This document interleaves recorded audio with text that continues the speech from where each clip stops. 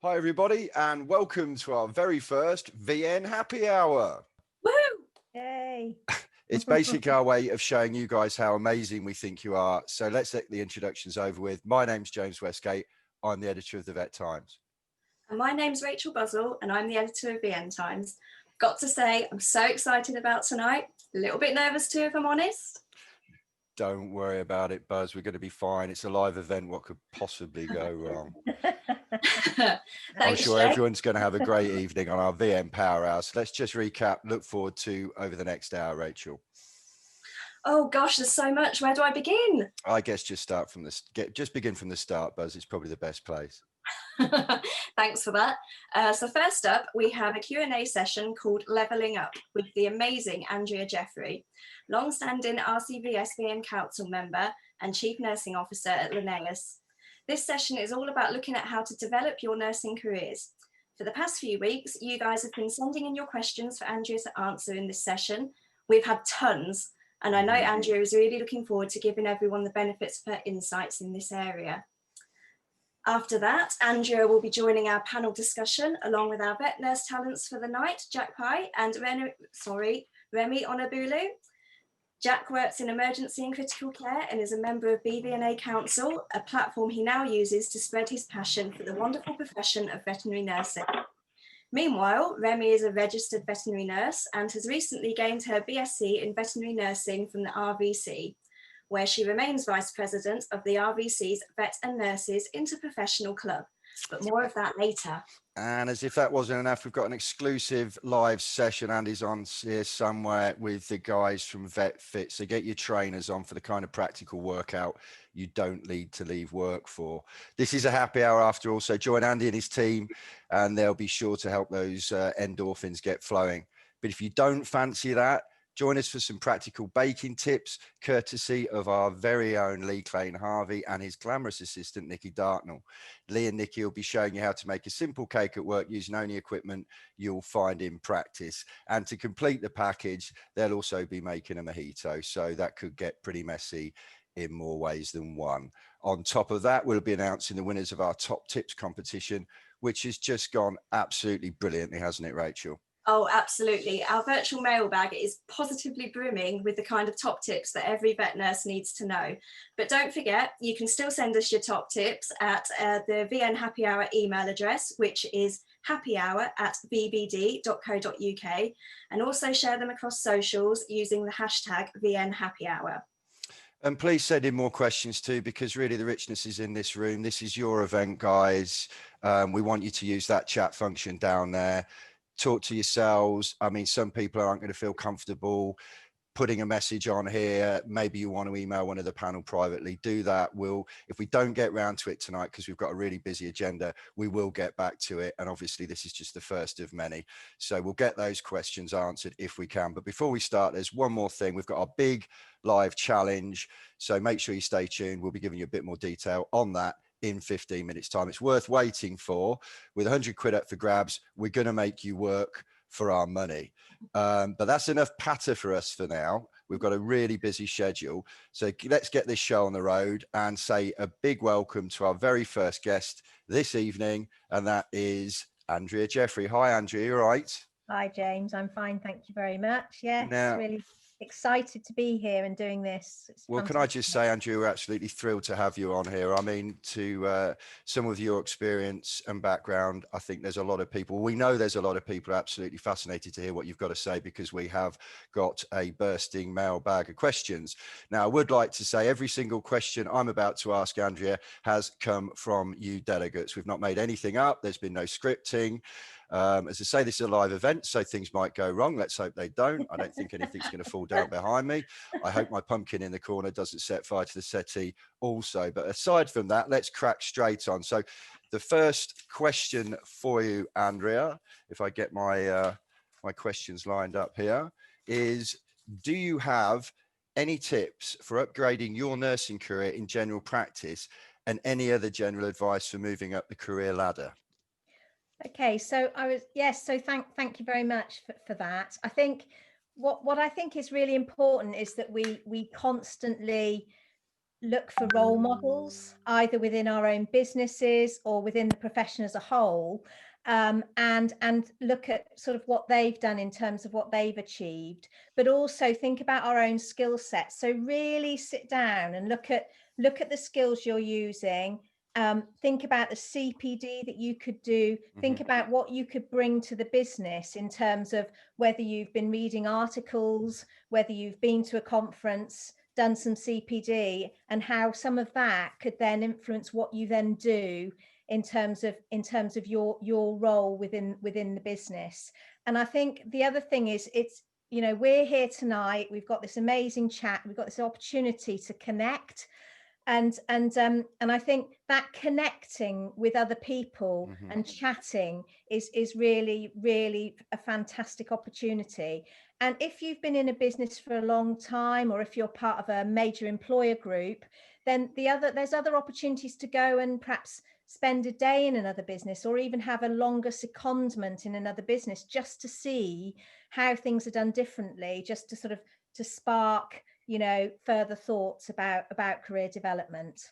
Yeah, that's a great answer. And I mean, I'd refer back people to the chat. Any experiences you've got, any advice you've got, stick it in there. Let's get a conversation going there as well. Next question, though, we've not got a lot of time. No. This has come in. How would you advise a VN interested in progression to practice management? That's sometimes not always the most obvious route for nurses, but I know personally there's a lot of nurses that would like to make that step. Any advice there, Andrea? Yeah, so I think obviously we've got the organisations, we've got the VPMA organisation. I think, you know, again, it's around sort of perhaps going and shadowing somebody who was an RVN who is now a practice manager. You know, if you just put something in this chat to say how many of you are an RVN and are now in practice management, who's done a practice management qualification, and have a chat with them. Think about the skills you'd need. Look at the practice managers where you work, look at the skills you need, and again, use your CPD opportunity for that sort of thing, rather than perhaps the clinical nursing. So yeah, so lots of different sort of ideas, and until you sort of know what's involved, you can't make a decision. You don't want to leap into the dark and think, oh my goodness, what have I done? You know, it's about finding out as much as you can about the role and what those different roles are like. There's not a standard job description for a practice manager. So what those roles involve in different businesses, to think about, well, actually, where would I fit in that, and what would suit me in terms of my career development. So very much get your research done first and jump with your eyes open. Yeah. This is not necessarily always the easiest subject to broach with a boss, but what can nurses do to address the issue of low pay rates for qualified nurses in our industry? So I think I think what's really important here is that the nurses within our business, and particularly the senior leaders within any of our businesses. So if you're the, you know, the senior nurse within your business, or you're a team leader or whatever, it's about that person understanding how the business runs. It's about having a basic understanding of finances and looking at, well, what is the profit margin we've got in our business? Are we billing correctly? Are we billing nurses' time correctly? Are we actually using our nurses within the business to their full range of skills? Do we have businesses where vets are actually doing nursing roles, and actually think about where nurses can add financial value to a business, and evidence that, and use that as an argument to say, actually, can we look at pay scales here? What is it that we can do to add value to this business? Because businesses have got to survive financially in terms of profit margins, etc.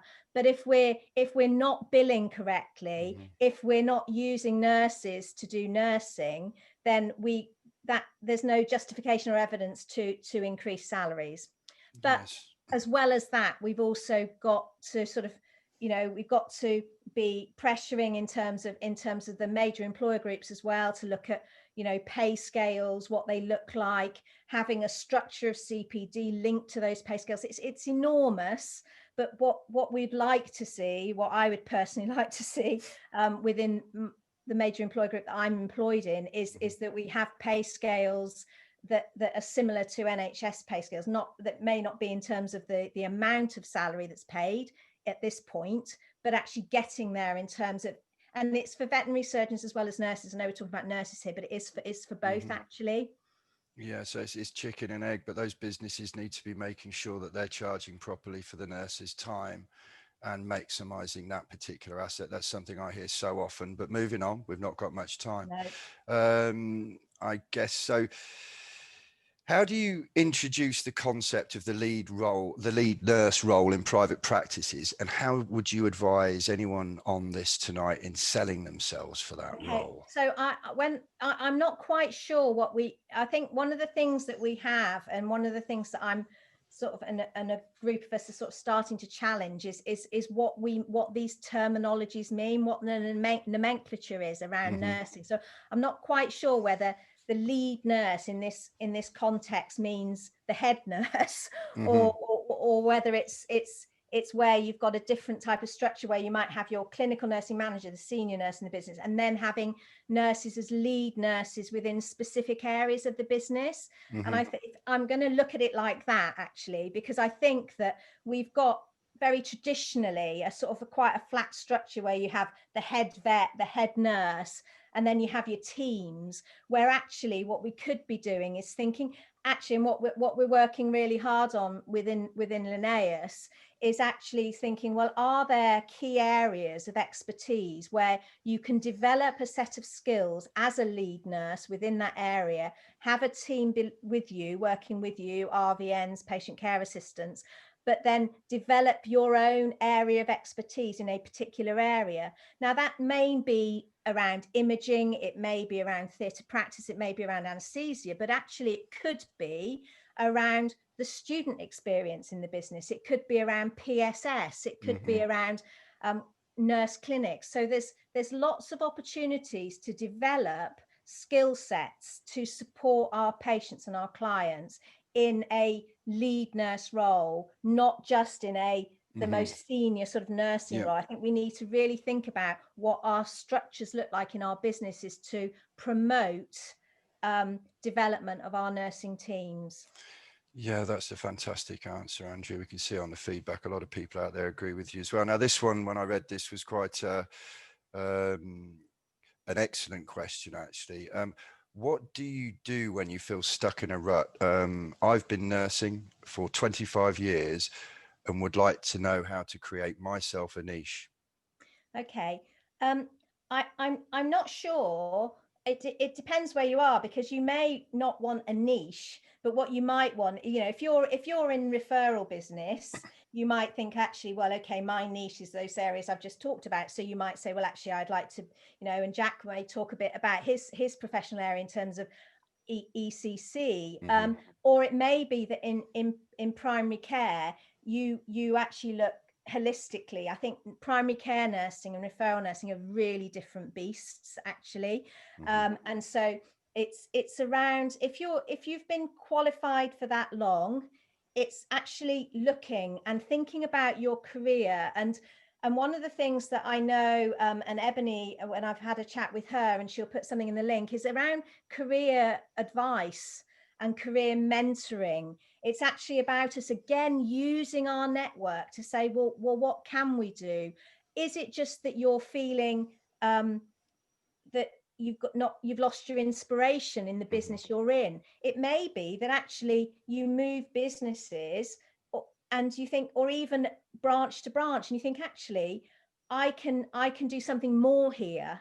If you're the sort of individual that wants to drive change, for example, and you've done everything you can in one business, it doesn't mean that you then can't go into another business and do the same to improve standards. That would be an example. But it goes back to question one again, James, is around actually looking at your skill set and say, am I doing everything I can within my skill set? What CPD can I plan for this year? Do I want to branch out? And again, it's around that. Can I have a secondment? If I've been in a business a long time, can I negotiate a secondment somewhere else? If you're in a major employer group, that might be a really good idea.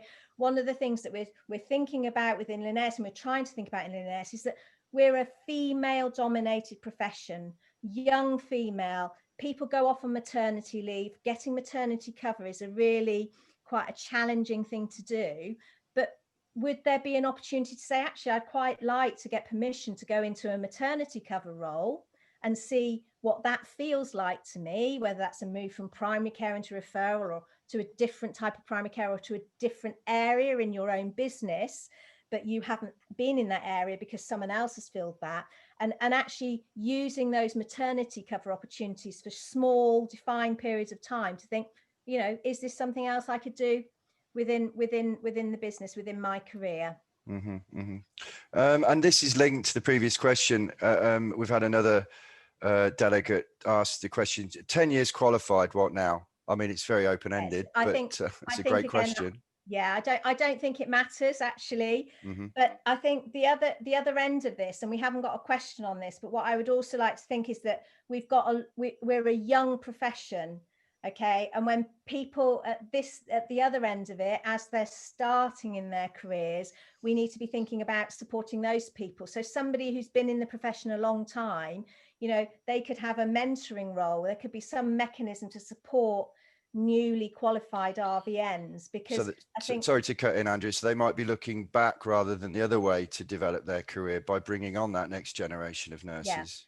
Yeah. And actually being a positive role model for individuals, helping develop or maintain a culture within your business of no blame. And I know, you know, we might talk about that a bit later when we've got a bit more time, and I know Jack may focus on that, but it's about people feeling secure. And somebody that's been in a business a long time, people might be a bit nervous about approaching them because they think they know everything. So that sort of support is a really important thing.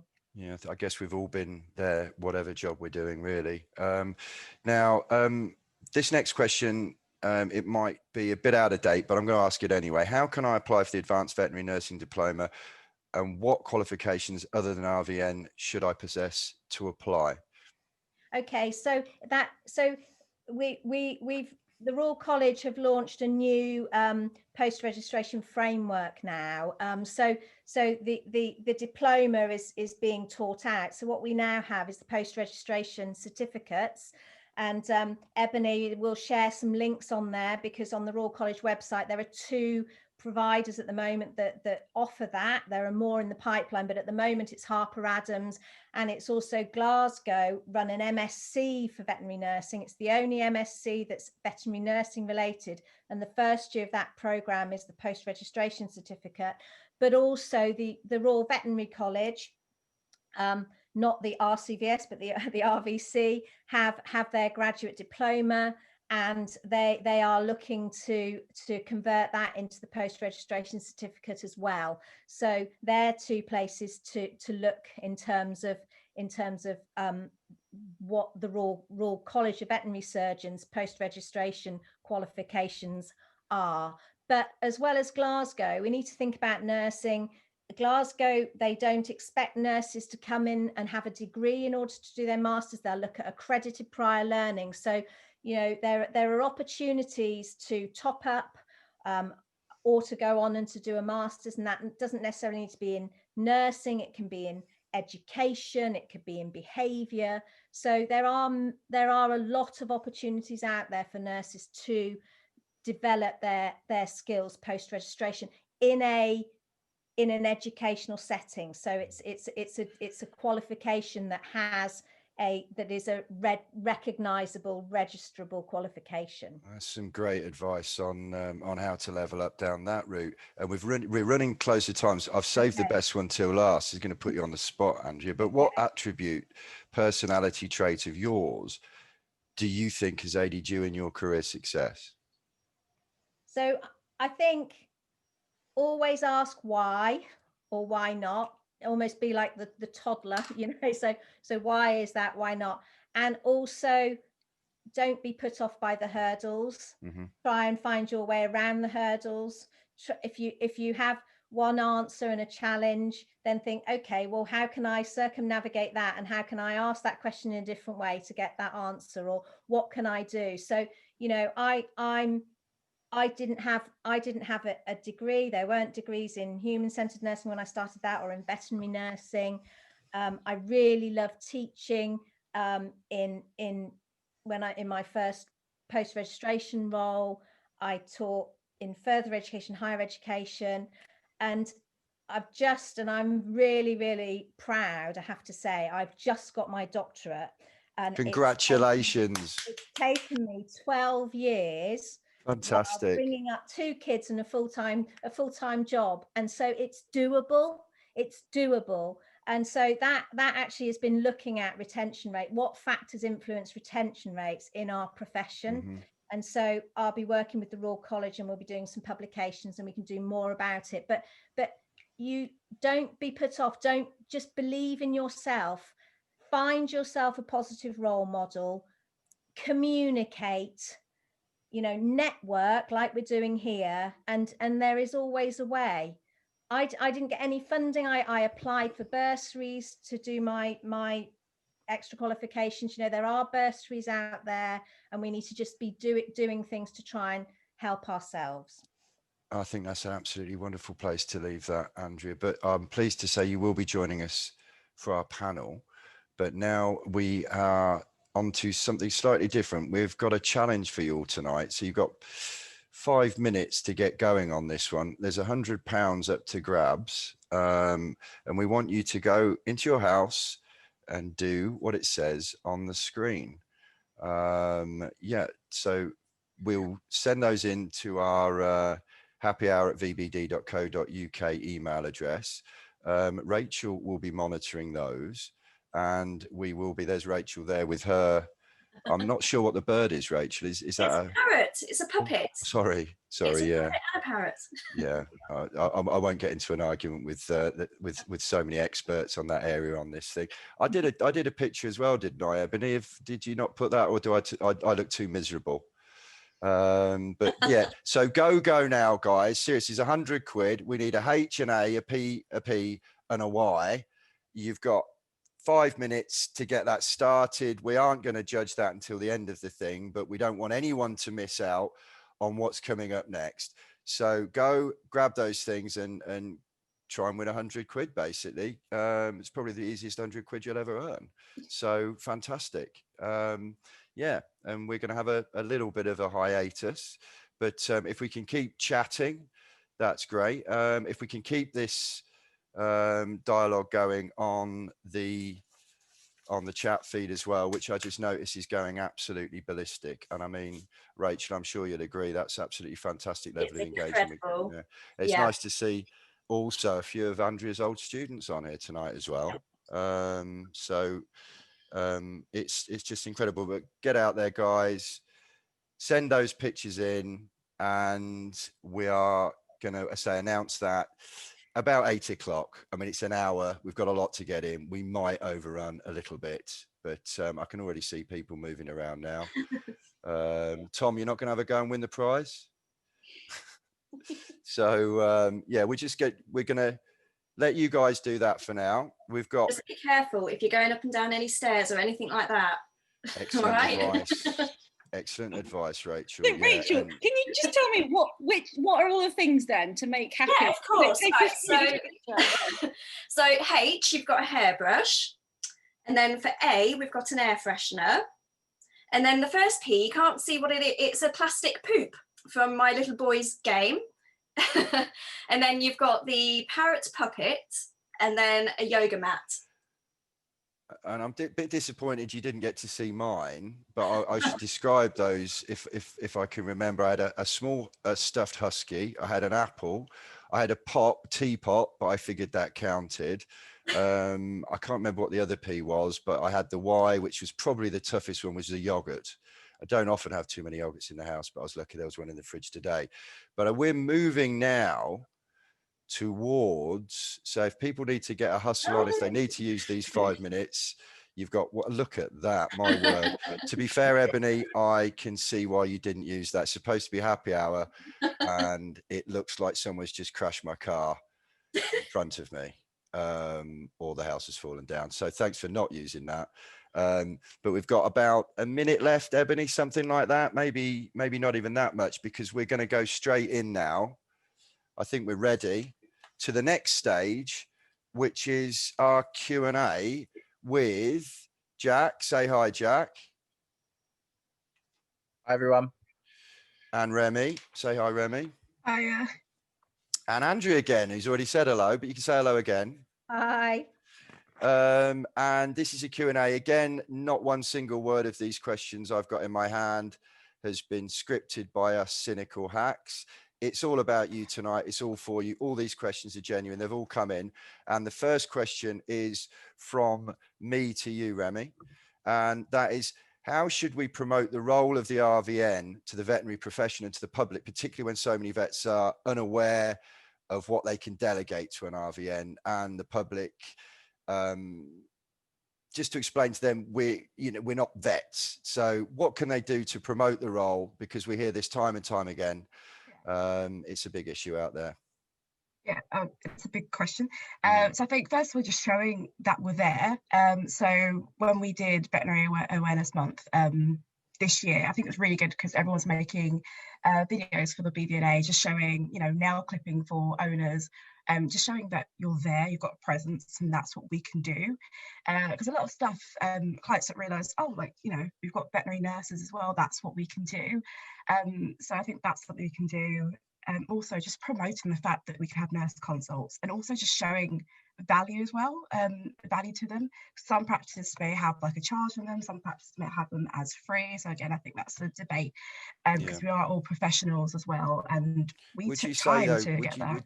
Would you say, Remy, that all practices should charge for those kind of consults? Because it's very difficult. I go to a lot of veterinary practices, some do, some don't, and surely if you're really valuing that work as a business, and you're going to charge for that work.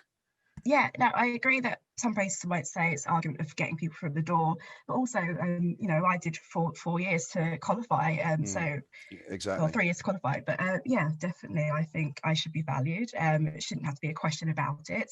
And about the profession, in university, we had in my third year, we also joined up with some third year vets, and they didn't really know what a nurse did, and it's a bit like, it's a bit of a shock. You're going to go into practice soon as student vets. You're going to be learning from us. So I think it starts with education in the veterinary sector, but there's not many vet schools that also have nurses alongside them, other than RVC or Bristol. So it is also, again, limited, but they should be aware of us once you go in practice, so they can delegate things to us once they're qualified. Yeah, and I think the situation's improving, and there are moves afoot to make that happen more often. And Rachel, you've got a question now, I believe. I do. I have a question for Andrea. Andrea, do you have any advice for SVNs who have had their qualification date pushed back, and how to keep motivated? Yeah, thank you. I think, yes, it's been, we've all had incredible challenges, haven't we, with COVID? And but I think actually it's that glass half full, not that my glass has got alcohol in it, but I've gone tongue-tied there. But basically it's about, this is an opportunity, see it as an opportunity to actually really hone your skills, make the most of getting small groups together with your classmates virtually, saying, right, well, let's do a revision session on this thing or this thing, let's set each other questions to do. The colleges are working really hard to support with online work. What I would also say is that students always focus on the thing that they're most worried about, and then they have more confidence around the thing they think, oh, well, I know how to do that. I know about my basic patient care. I know about, patient monitoring, care planning, or whatever. So it's about making sure that you're equally looking at the revising things, but also think about the things you did right at the beginning of your course that might not be as fresh. And so really, using again your student community, thinking about getting small groups together to revise, using your course providers. Course providers are allowing students in now, and some are in terms of doing practicals and things, and using your practice. We're under a lot of pressure in our businesses because of when we went into full lockdown and getting our numbers back, but that's a lot of opportunity for students to keep practicing their skills. Yeah. Look on the bright side. So is it a case of you've been given some time, run with it, use it? Yeah, absolutely. But yes, and use it effectively. Don't think, oh my God, it's another X number of months. Whenever you take exams, or I'm like this, is that you always seem to wait to the last minute, and you think, actually, oh gosh, you know. But you've got this opportunity now to really, really stay motivated and just use different mechanisms. And if you're really running out of steam, your course providers are there, your tutors are there, you know, your clinical supervisors or clinical coaches are there to help you. So don't be worrying alone. You know, if you've got anxiety around it, just be speaking to them, to your peers, but also your mentors at work and your college support as well. Wonderful. Fantastic. Thank you. Question for Jack now. Tough one. How do you go against the grain to improve standards in practice whilst facing zero enthusiasm for the rest of your team? I think this is one that a lot of people can resonate with, actually. I know I've been in this position in a practice previously. I probably didn't do the most tactful thing. I left and went elsewhere. I went to a practice that met everything that I needed in terms of what I wanted out of life and everything like that. But I think the best thing to do is try and be the voice for change. You need to try and push for some sort of positive outcome, whether that's for the animals' welfare, whether that's for your staff, whether that's just for the general practice running day to day. But there's so much knowledge out there now, which is positive knowledge. For instance, like with the RCVS knowledge website, there's so much research out there now that you can show people in a way that doesn't alienate them or rub them up the wrong way, that you can show this isn't because I want to be big-headed and prove that what I'm doing is right, but it might make their jobs a whole lot easier as well sometimes as well, and reduce sort of mortality rates and various things like that. But trying to get everyone on board can be quite difficult, but it's just trying to go about it in such a tactful way to sort of tackle that problem. Yeah, good answer. And Rachel, back to you. Yeah, I've got another question for you, Andrea. Might be quite difficult to answer this one, actually, because I imagine there's lots of things. But what is the best thing about being part of the veterinary industry? Well, I would say it's just never boring. That you know, every day will be different, but also you can use your qualification to take you in so many different directions. And so that it's just, you know, there are so many opportunities to use your veterinary nursing qualification, be that in improving patient care, as Jack said, you know, looking at clinical safety, clinical audit, but also all of those other pathways. So no day is boring. It doesn't matter which pathway you choose. And you know, we've got these amazing patients. How lucky are we that, you know, we just have these amazing patients that we have to look after, and great teams to work with.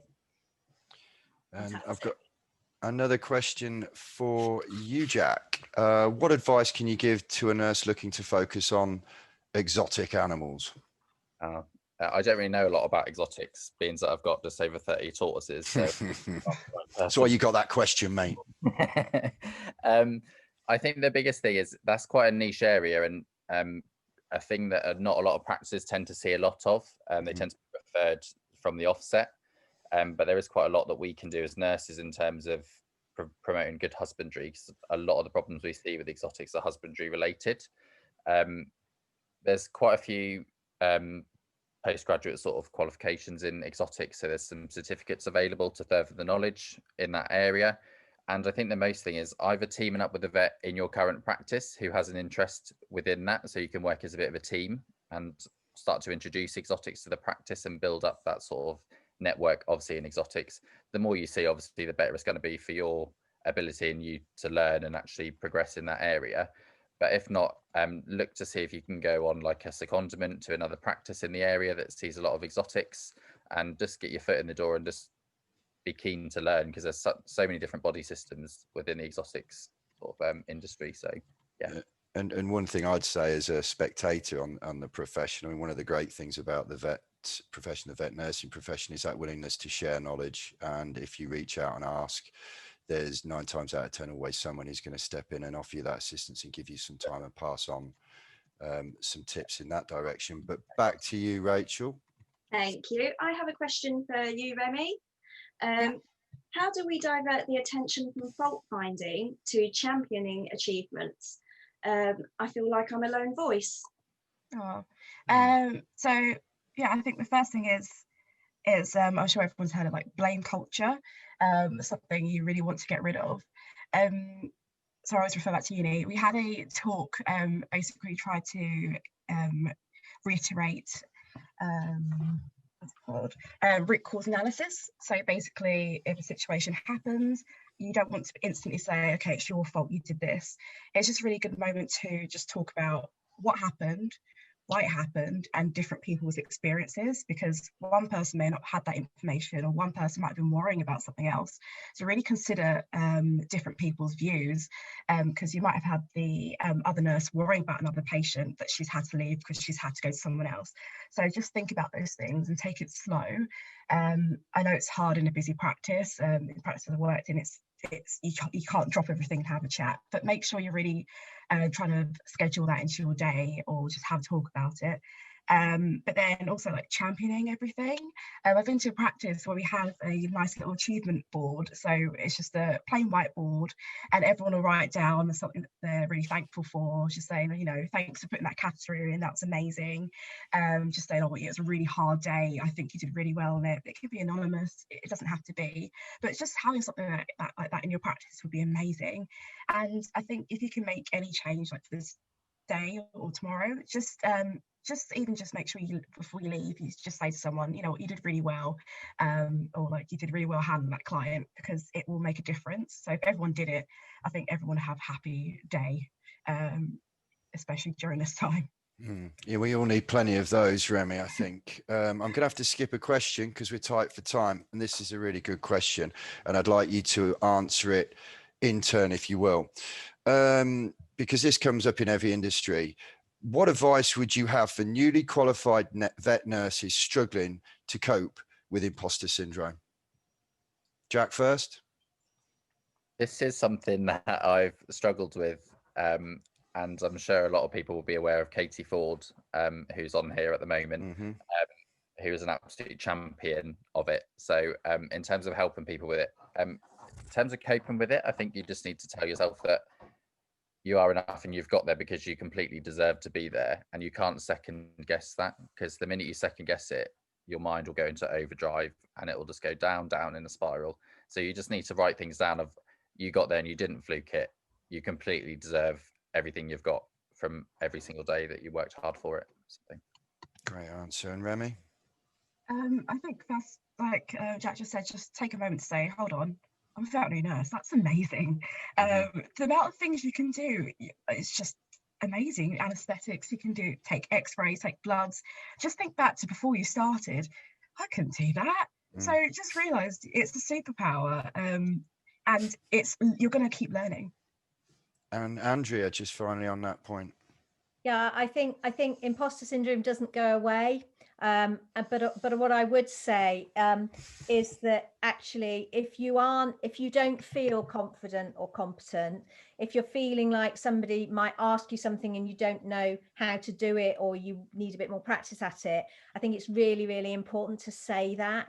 Not to think just because suddenly I've moved from being a student to a day one registered nurse or a year one registered nurse, that actually you should suddenly know everything. And that does link to that blame culture, and actually saying we don't want that. We want a safe culture within our businesses to feel that we can say, I'm really not sure about that. Actually admitting to say you're not sure about it is a step forward in terms of gaining your confidence. Fantastic. And final question, again, it's for all three of you. Obviously the title of this is celebrating our successes. So we've had this question in, and it would, how should we ensure the veterinary profession and the public are more aware of what our role is in practice? Now, VNAM's great for that, and that's been touched on earlier on in this, but how do we champion our success? Back to you, Andrew, on that one. So I think it comes back to the fact that what Remy raised is that, and I saw that there was something in the chat from Sam Fontaine, is that it is our responsibility as professionals to actually ensure that the people we're working with and the clients that come into our businesses understand what our role is. We cannot expect people to know what we do through osmosis or anything else. Veterinary surgeons don't know what veterinary nurses do if they haven't been told about it. It's a tiny part of their curriculum. They don't have to be in an approved training practice to do their training. So they may not even have ever worked with an RVN or students. So it is really, really important that we tell them and educate them in terms of what we can do. And then we need to work with them so they can have confidence in our ability. Because if they're delegating a role to us, they need to have confidence in what we can do. So it's about that teamwork, it's about that interprofessional practice and that interprofessional education. And from that, then the same applies with clients, so that they understand what those uniforms mean, what those titles mean, what those accountabilities are within our businesses. Superb answer. Remy? Yeah, so I was just typing it in. I'll just keep it short and sweet. You're never just a vet nurse. I hate that phrase. You can do so many things, and I think it's just showing, your superpowers. I keep saying it, but yeah, just showing what you can do. It's a great superpower to have. Jack? I think education is a huge thing. VNAM obviously helps with that, and I echo everything that Remy and Andrew have said. Public facing as well. A lot of the times in some practices we fall into the out the back sort of zone of that the vet sees the client and we're out the back. I'm just going to take your animal out the back. They don't know what out the back means, in all honesty. They could be going down the back to anybody, but they're going down to a qualified veterinary nurse who is fully trained and a complete professional to deal with every case that's brought down to them along with the vet. So it's all about the front facing veterinary practice, I think, in terms of educating it and everyone in the practice following that rather than just a couple of people. If everyone pulls together, then we can get the message out even better. That's a great answer. It's all about that culture, celebrating success. And I think that's a great place to leave that session. Now, what we've got next, we have had, we obviously asked you for your top nursing tips. Now, that's always been a really popular section of the VN Times, hasn't it, Rachel? Oh, yes, absolutely. So we decided to export the format to our online event today. And we had some fantastic, I think we had more than 60 submissions. Remy, I believe, has the winners. I do. And she's going to announce them for us because you've got a background in top tipping yourself, haven't you, Remy? Tell us about that first. Yes, so my mini lockdown project, because everyone had to have one, I guess. I don't know if you all saw on VN Chatter. I basically asked everyone for all their top tips, and I compiled it into a book. Someone will put a link in there as well. So it's just basically top tips, as well how you can learn about the level 3 diploma nursing, also what it's like being a degree nurse as well. So everyone's actually put in their top tips here, and I think they've been brilliant. We've all picked our top ones. Yeah, it was a tough job, wasn't it? I hasten to add, I had nothing to do with the judging. This has all been judged by vet nurses, not unqualified journalists. So yeah, we've got the top listers there, but favourite ones we wanted to pick, they are, I'll read them out first, so someone might recognise them.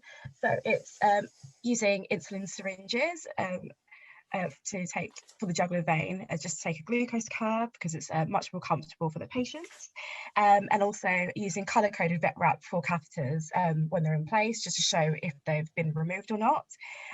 So the winners of those, and they're really, really good ones, I want to use as well. We've got Isabel Cook and Louise Carey as well. I think they're amazing. So well done, guys. Yeah, well thanks done to everyone else as well for their amazing tips. And we want you to keep sending your tips in to us because obviously, as I said before, this is only the first of many events, and we are going to put some together with all the top tips we've had. We're going to share that out because I just think it's amazing. We've had so much response to this section. So we are going to make sure all those top tips get out there where they belong with you guys, and making the most of those in practice. Now, we've got something a little bit different.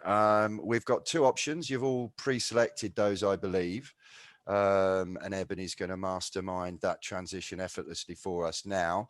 We've got Andy and the guys from VetFit, and we promised you cocktails or baking. Now, I am absolutely delighted to say we've got both of those things from the incredible Lee Clayton Harvey. He's our head of marketing at VBD, and his lovely assistant, Nikki Dartnell.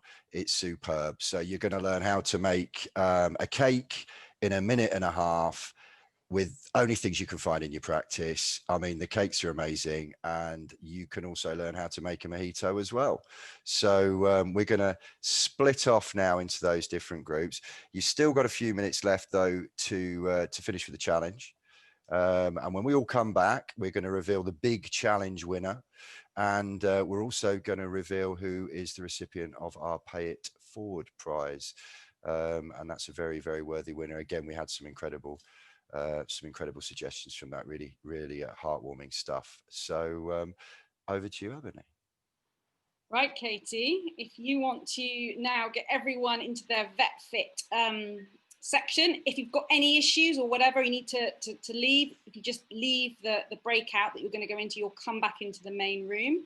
And if you want to go to VetFit but you didn't say you did, then just pop it in the direct message when we send you automatically, and Katie will put you through. So let's just do a minute of that, of getting people over, and Andy will be taking over the airwaves in VetFit, and Remy will be accompanying him. So if you're in that breakout and you're like, I can't hear him, or what did he say, then Remy can help you as well in there. So yeah, Remy has got fluorescent pink leg warmers on, I believe. Superb. So, yeah. Love it, Remy. Right then, and then we are going to hand over to the lovely Lee and Nikki in a moment, when everyone, if you let me know, Katie, when everyone is through. We should have everyone for VetFit should have gone to their room now, including Charlie from VetFit also, who's coming to help Andy too. Fantastic. If anybody did want to be in VetFit but is currently still in the main room, pop it in the chat box and I will send you by the art of technological magic to the VetFit waiting room. I'm good. Okay. Right then, let's share. This is something a bit special, people. It really is. Right then, share computer, share optimize for sound. Are we ready? Hi everybody, I'm Lee. I'm Nikki. And welcome to the next 15 minutes of the VN Happy Hour. We are going to be talking to you about how to make a mojito, and also to demonstrate baking using the microwave, which is basically in our office, and consisting of about 4 or 5 pudding cups for you. So we're going to start off straight away with the mojito. Nick, what are you doing? So I'm going to pour about 150 millilitres of white rum into a jug. First top tip for you is actually, if these are nice and hard, put in the microwave for 15 seconds, cut in half, squeeze the lime juice out, and then you can start to actually blend it together with the caster sugar and the mint in a nice big bowl. We are socially distanced, we're about a metre apart from each other, but obviously it's not that easy to do it in a confined space. So we're wearing gloves for safety, and Nick is breaking up the mint leaves as we speak. Okay, just taking this out after 15 seconds. It's nice and easy for us to cut through now. What we're now going to do is get a fork. Remember to hashtag us, by the way, for VN Happy Hour. Okay, so we want to see what your creations are as well. We're going to mix up the lime juice into here. And Nick is very kindly going to get us a tablespoon of sugar. Your quantities will go through with you very shortly, because we're making a larger litre of mojitos for everyone in the office, basically. So you put a tablespoon of sugar into this bowl here. Then what we're going to start doing is actually just mashing this together to actually give us a nice basis for our mojito. Mix it until the colour starts to turn a bit green. We haven't got a pummel or anything like that, because obviously we're just using the stuff what we use in the office on a day-to-day basis. Hence why our baking session today is based on microwave puddings rather than actually baking in an oven. If you do this for a good minute, I'd say, just to release some of the flavours from the mint leaves. Okay, so you can see in here, literally, it's quite quickly. We've just mashed it up a little bit. It's not in the finest amount, but it gives you the basis of what we need for the mojito. Next thing we're going to do is pour some ice into the big jug we've got there.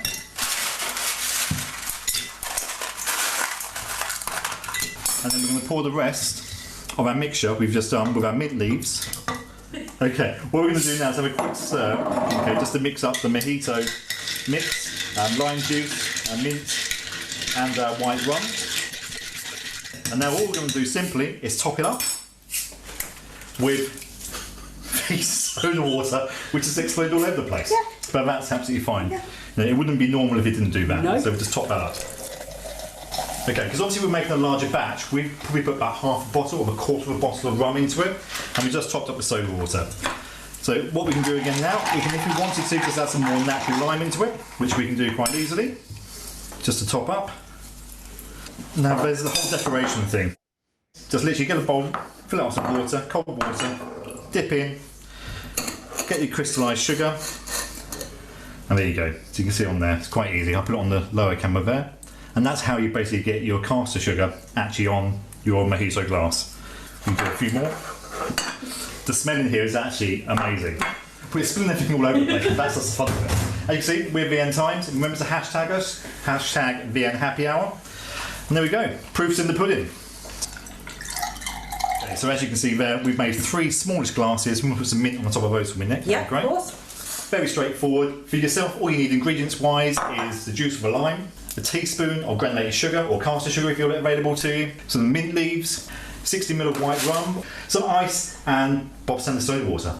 So, cheers. That's a bit nice. Happy hour with VN Times. Hashtag VN Happy Hour. Okay, everybody, so after we've made the mojito, it's very important that you clean down the surfaces. Clean away. Right, so after our mojito, we're now going to make mug cakes. So your basic ingredients for mug cakes are 4 tablespoons of self-raising flour, 4 tablespoons of caster sugar, 1 medium egg, 3 tablespoons of milk, 3 tablespoons of veg oil or sunflower oil, or even melted butter will work just as well, a few drops of vanilla essence, and then whatever you want to add into it.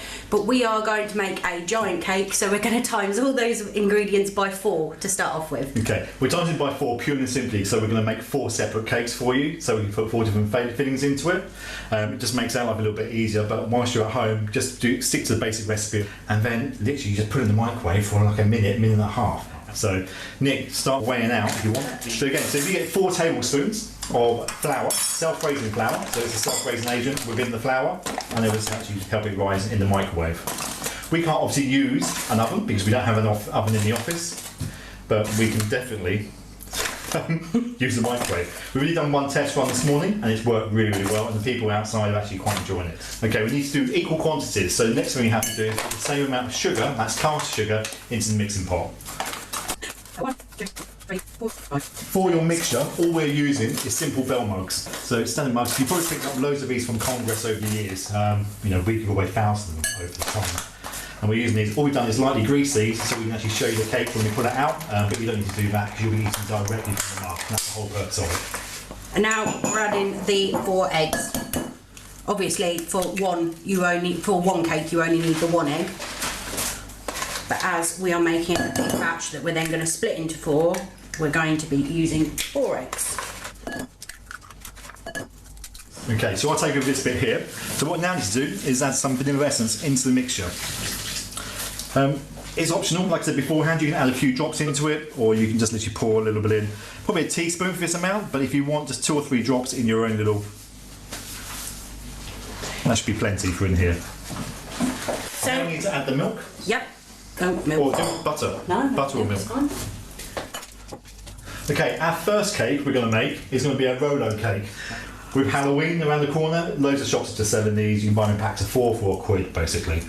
All we're going to do is literally open them. And because they're quite a hard chocolate to start off with, we're going to put them in the microwave just in a separate plate, just to soften them up a little bit, to give them a bit of a helping hand when we're cooking in the microwave. So while Lee's doing that, I am going to add my 3 12 tablespoons technically of sunflower oil, but we are using butter mainly because we forgot to get some sunflower oil.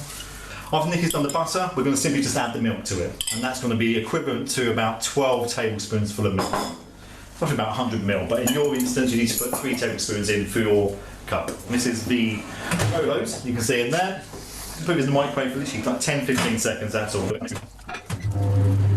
Don't be afraid if it goes a little bit lumpy to start off with. So far the trial run we did, it also went lumpy, but it turned out absolutely fine. Just going to stop that because the chocolate is pretty much melted down now. I'll show you that in a minute. That's it, bash some air into it, Nikki, because it needs to be worked I'm going to have to move it from there because I can't reach. Whilst we're mixing this through, the other toppings we're going to put in, or other mixtures we're going to put in, it's just a straightforward raspberry jam. We've got some chocolate drops, and one of my personal favourites, mint arrows. They work exactly the same way. We literally just open the packet, put them in the microwave, and melt down. Okay, you don't have to put the whole packet in because you want to save some for yourself later on. Okay, again, in the microwave for like 10 or 15 seconds. And now what we're going to do is equally just measure these out into each one of our cups. We'll open the jam, because we've got jam in one.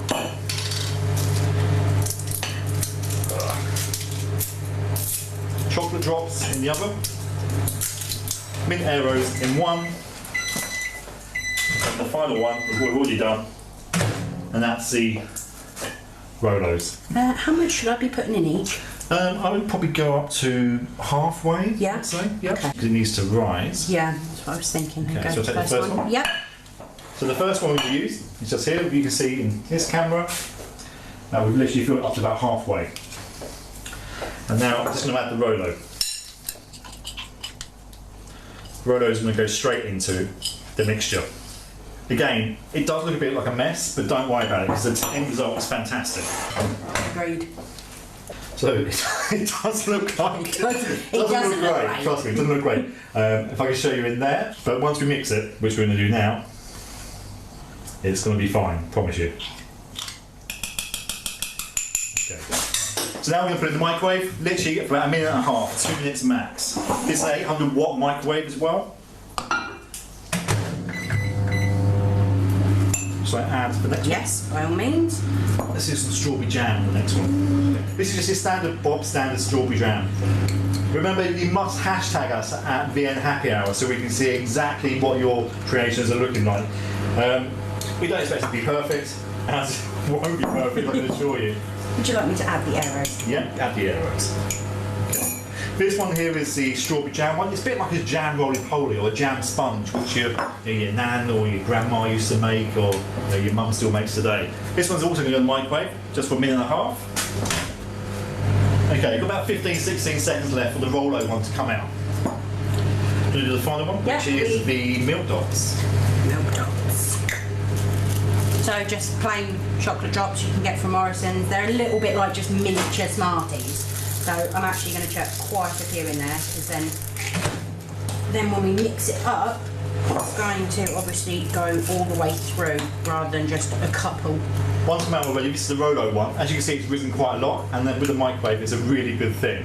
So it does feel a bit damp on the outside, but I think that's how it's supposed to be. That's what the instructions told us, so that's what we're going by. So, yeah, that one's cooked. So Next one. So our Aero one and our Milk Dot one ready to go in once the other one comes out. Okay, one can go in, the milk dot. Lovely. Oh, okay. Or which Aero. Aero. Right, this one may go over because it's got quite a lot of cooking mixture inside of it. So there's 3 kicks, that's it. Okay, just tighten some of this up at the same time. And then what we hope to do is get you a nice and big spoon so you can see exactly what the inside of these cakes look like. Okay, one's coming out now. So this is the... Oh, strawberry one, which we may have overfilled slightly. Okay. But you can see I can still eat that. Okay, we'll just shake it up a little bit. So, but this is the strawberry jam pudding cake, which has come out. Okay. I mean, right, and in is going the Milk Dot one now, the chocolate milk drops. Okay. You can then redecorate these if you want to. You can put some Rolos. No, they're not Rolos. These are mint arrows on the top of the Rolo cake. Why not? You can add some milk dots onto the jam sponge one.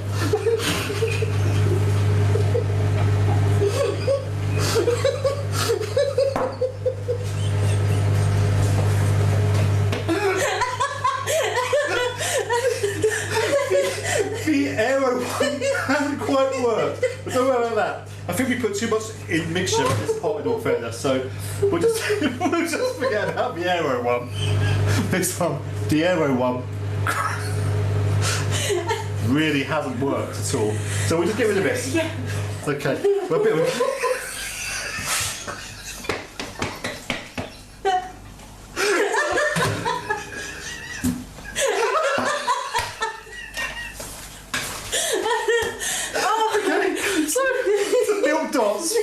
which consists of... I'm not going to lie to you, this is not going to be the prettiest looking cake you have ever seen. However, 1 minute 30 seconds in the microwave, it's the best you're going to get. Okay, so the milk dot ones, as you can see here, it's cooked. Don't get me wrong, it is cooked. Doesn't look like it's cooked, but because we put quite a lot of mixture in the pot or in the cup, it's gone over. It's gone over, but it's fine. So what we do have, we've got 2 cakes which we can test and we can try for you. Just to move it our way, so we just wipe down very quickly, because there's nothing worse than presenting what your finest bakery with a dirty tabletop, basically. So give us 2 seconds and we'll just get this done. But these 2 actually are quite good. Look.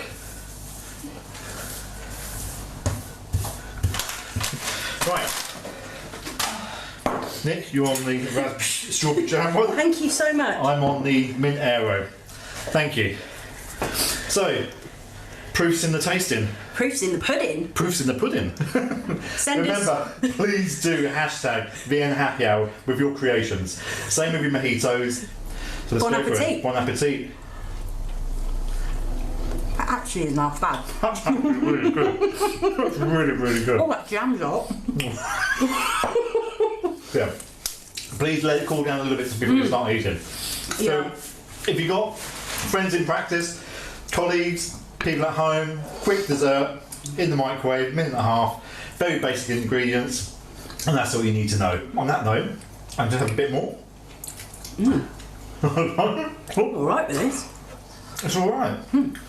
So basically that's it. We just want to say thank you very, very much for spending some time with us this evening, and we're hoping you're enjoying your happy hour so far. So cheers. Remember to hashtag us at #VN Happy Hour. Good one. Have a good evening. Cheers. Cheers. Well, that was that was something very special. Thank you very much, Lee and Nikki, and I hope lots of people got lots of tips on how to make some rather unusual delicacies in the microwave. Absolutely wonderful effort.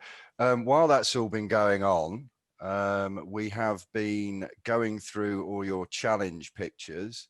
Now, I'm hoping we can get that on screen for you now. Yeah, 2 seconds. Ebony's on the case for that one. We had some great entries, didn't we, Ebs? But we can only have one winner of the big cash prize. And we're going to put that up on screen for you very shortly. If I had a drum, I'd give you a drum roll, but it's beyond my technical capabilities, sadly. So we'll just get that on screen. How was the fitness, peeps? How was that? It was fun, but I wouldn't recommend that doing it in a jumper. Do it in scrubs. Okay, so you can talk through these, and then you can talk through your winner. Okay, well, I mean, these were the best ones we had. There were some credible ones in there, but we have gone for the entry of Freya Watson. So, Freya, you've won the money. Great effort. not entirely sure what I'm looking at there, but I'm taking it as read. They all begin with HAPPY. It's a great effort to everyone. We love the pumpkins, and please keep sending those in as well, because we're also going to share these after the event, because everyone's gone to such great efforts to run around their houses and get involved in everything else. So yeah, congratulations, Frank. Congratulations to the rest of you guys. That was a fantastic effort. Now, change the slow never to slightly now. We are going to announce the nominee for the Pay It Forward award, because I think we had over 90. Incredible. You can see some of them on there. There's been all sorts of people. We've had students working through with their OSCEs cancelled. We've had people mentoring people.